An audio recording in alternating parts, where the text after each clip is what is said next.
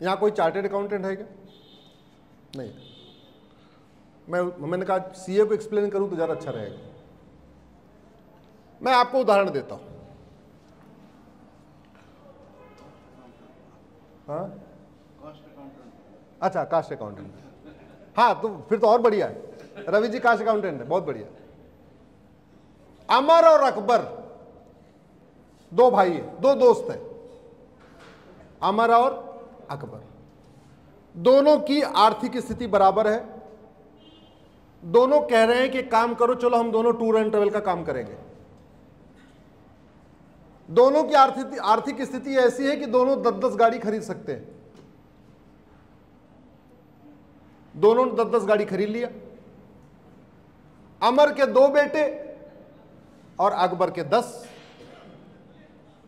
तो सबसे पहली समस्या आई, अमर के सामने 10 गाड़ी चलवाएगा कैसे?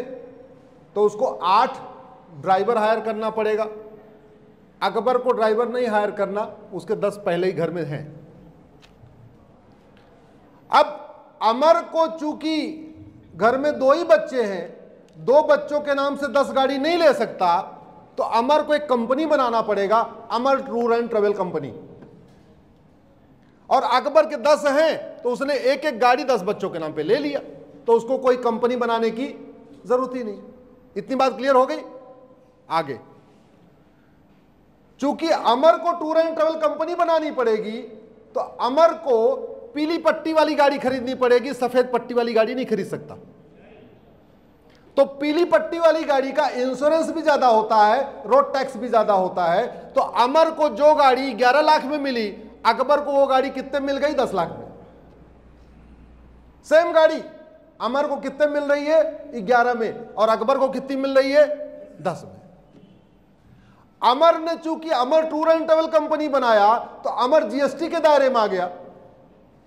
अकबर ने कंपनी बनाई नहीं, तो जीएसटी से बाहर। अमर ने टूर एंड ट्रेवल कंपनी बनाई तो इनकम टैक्स के दायरे में आ गया। अब जब जीएसटी के दायरे में आ गया, इनकम टैक्स के दायरे में आ गया, तो बिना सीए के उसका काम नहीं चल सकता है, उसको सीए भी हायर करना पड़ेगा। चूंकि उसने कंपनी बना लिया, एक अपना ऑफिस भी उसको, अब वो घर से नहीं चला सकता, एक प्रॉपर उसको ऑफिस भी मेंटेन करना पड़ेगा, खोलना पड़ेगा। तो नतीजा ये हुआ, चूंकि अमर को जीएसटी भी देना है, इनकम टैक्स भी देना है, सीए का खर्चा भी देना है, ऑफिस का खर्चा भी देना है, 8 ड्राइवर का भी खर्चा देना है, तो अमर 12 रुपए पर किलोमीटर से नीचे गाड़ी चला ही नहीं सकता। और अकबर 10 रुपए इसमें गाड़ी चला लेगा। समझ में आया आपको? अमर का एनुअल भी महंगा पड़ेगा, क्योंकि हर साल इंश्योरेंस कराएगा। हर साल पीली पट्टी का इंश्योरेंस ज्यादा है, सफेद पट्टी का इंश्योरेंस कम है। तो अमर की इनिशियल कास्ट भी ज्यादा और रनिंग कास्ट भी ज्यादा। अकबर की इनिशियल कास्ट भी कम, गाड़ी भी सस्ती मिली और रनिंग कास्ट भी कम। तो अमर 12 रुपए से कम गाड़ी नहीं चला पाएगा और अकबर 10 रुपए में गाड़ी चला लेगा।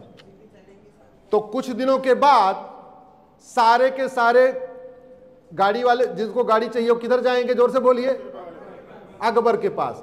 तो कुछ सालों के बाद अमर जो 12 लाख में 11 लाख में गाड़ी खरीदी थी, वो आधे दाम में अपनी गाड़ी भी अकबर को बेच के खुद ही कुछ और सोचेगा। ये हो रहा है भारत में। मुझे आश्चर्य हो रहा है कि इस बात पे चर्चा हो रही है कि बिजनेस ट्रांसफर हो रहा है, बिजनेस ट्रांसफर हो रहा है। फल मंडी गई, सब्जी मंडी गई, ये काम गया, ये काम गया, ये काम गया, टूर का काम गया, ढाबे का काम गया। इस बात पे चर्चा नहीं हो रही है कि जा क्यों रहा है ये जाने का कारण ये टैक्स सिस्टम है। इसलिए मैंने पीआईएल फाइल किया। सारे टैक्स खत्म करो, इनकम टैक्स खत्म करो, जीएसटी खत्म करो, टोल टैक्स खत्म करो, रोड टैक्स खत्म करो, इंश्योरेंस खत्म करो, सारे टैक्स खत्म करो। केवल एक्सपेंडिचर टैक्स लगाओ। जो कमाने पे कोई खर्चा टैक्स नहीं, खर्च करने पे टैक्स लगाओ। जो जितना खर्च करेगा उतना टैक्स देगा। हालत यह हो गई कि अमर टूर एंड ट्रेवल वाला बेचारा 2000 रुपए का शर्ट खरीद पा रहा है और अकबर 10-10 हजार रुपए का चश्मा पहन के घूम रहा है। ये टैक्स सिस्टम हमें बर्बादी की तरफ ले जा रहा है। ऐसे अनेक एग्जाम्पल है। मैंने तो आपको एक एग्जाम्पल, चूंकि यहां पे कोई सीए नहीं था इसलिए मैंने टेक्निकल भाषा में नहीं, एक आम आदमी की भाषा में बताया। आपको लग रहा है ये टैक्स सिस्टम बदलना चाहिए कि नहीं? जोर से बताइए जरा। ये टैक्स सिस्टम हमारे लिए हानिकारक है कि नहीं? तो केवल मेरी पीआईएल से काम नहीं चलेगा, सांसदों को पकड़िए, मिलिए, बात करिए, उनको बताइए भैया 1 नेशन 1 टैक्स लागू करो, ये दुनिया भर का झमेला खत्म करो। नहीं तो अभी तो कुछ बिजनेस गए हैं, 10 साल के बाद सारे बिजनेस हमारे हाथ से निकल जाएंगे।